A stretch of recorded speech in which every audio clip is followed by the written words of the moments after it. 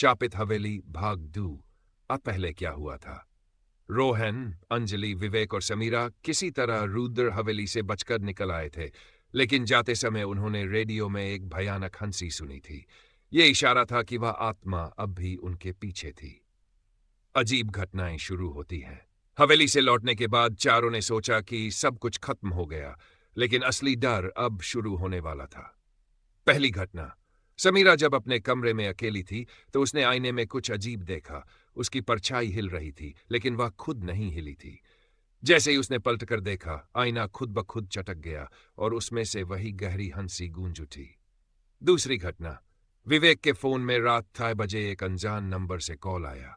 जैसे ही उसने फोन उठाया, एक धीमी पर डरावनी आवाज आई, तुम बचकर नहीं जा सकते, मैं आ रहा हूं। फिर अचानक फोन जल उठा और विवेक डर के मारे बेहोश हो गया। सच्चाई की तलाश चारों दोस्तों को समझ आ गया कि हवेली की आत्मा ने उनका पीछा नहीं छोड़ा है। उन्होंने पुरानी किताबों और गांव के बुजुर्गों से रुद्र हवेली के बारे में और जानकारी इकट्ठा करने की कोशिश की। उन्हें पता चला कि राजा रुद्र प्रताप ने अपनी हवेली में तांत्रिक क्रियाएं की थी और कई निर्दोष लोगों की बलि दी थी। उनकी आत्माएं अब भी भटकर ही थीं और राजा की आत्मा उन्हें रोक कर रखती थी। हवेली में वापसी, एक तांत्रिक ने उन्हें बताया कि अगर वे सच में इस आत्मा से पीछा छुड़ाना चाहते हैं तो उन्हें दोबारा हवेली में जाकर वहां एक विशेष अनुष्ठान करना होगा।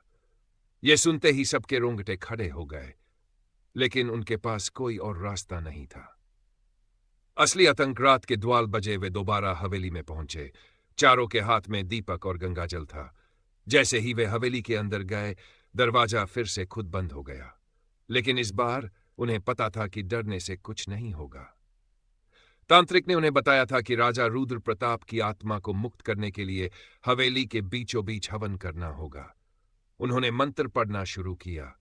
जैसे जैसे हवन आगे बढ़ता गया, हवेली कांपने लगी, दीवारों से खून टपकने लगा और अचानक राजा रुद्र प्रताप की आत्मा उनके सामने आ गई।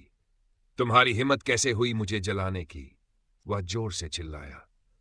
लेकिन चारों ने मंत्रोच्चार जारी रखा। आत्मा गुस्से में पागल होकर हवेली के चारों ओर घूमने लगी। हवेली में कैद बाकी आत्माएं अब आजाद होने लगीं। राजा की आत्मा दर्द से चीख पड़ी और धीरे धीरे हवेली में आग लग गई।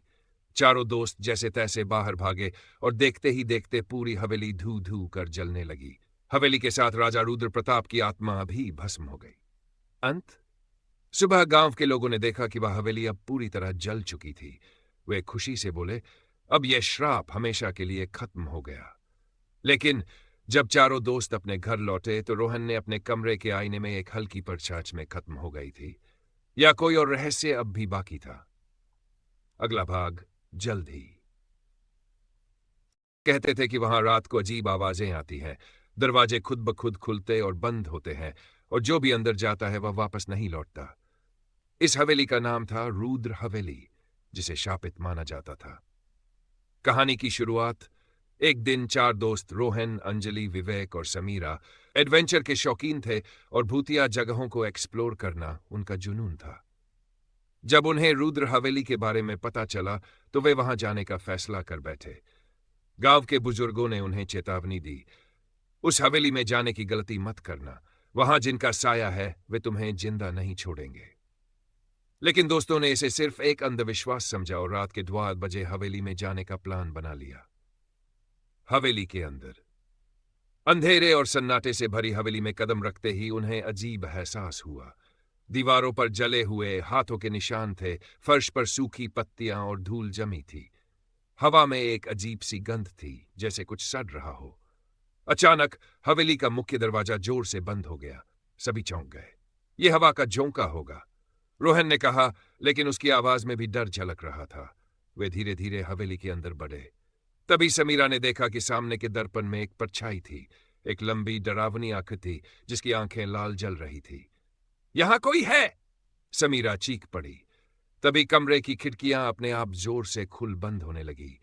घड़ी की सुइयां तेजी से घूमने लगीं और एक भयानक ठहाका गूंज उठा। भूत का रहस्य। चारों दोस्त डर के मारे इधर उधर भागने लगे। तभी उन्हें एक पुरानी डायरी मिली। उसमें लिखा था, मैं राजा रुद्र प्रताप हूं। मैंने इस हवेली में निर्दोष लोगों की हत्या की और उनकी आत्माएं अब यहां भटकती हैं।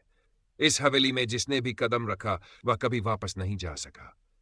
तभी अंजलि को महसूस हुआ कि कोई उसके कंधे पर हाथ रख रहा है। उसने पलटकर देखा। एक काली जली हुई आकृति उसके सामने खड़ी थी। वह जोर से चीख पड़ी और देखते ही देखते हवेली की दीवारों से खून बहने लगा। भागने की कोशिश। चारों ने जैसे तैसे दरवाजे की तरफ दौड़ लगाई, लेकिन दरवाजा बंद था। तभी हवा में वही डरावनी आवाज गूंज उठी, अब कोई बाहर नहीं जाएगा। रोहन ने अपने बैग से हनुमान चालीसा निकाली और जोर जोर से पढ़ने लगा। अचानक सब कुछ थम गया। हवेली की दीवारें कांपने लगीं और एक गगनभेदी चीख के साथ वह आत्मा गायब हो गई। दरवाजा खुद ब खुद खुल गया और चारों दोस्त जान बचाकर भागे।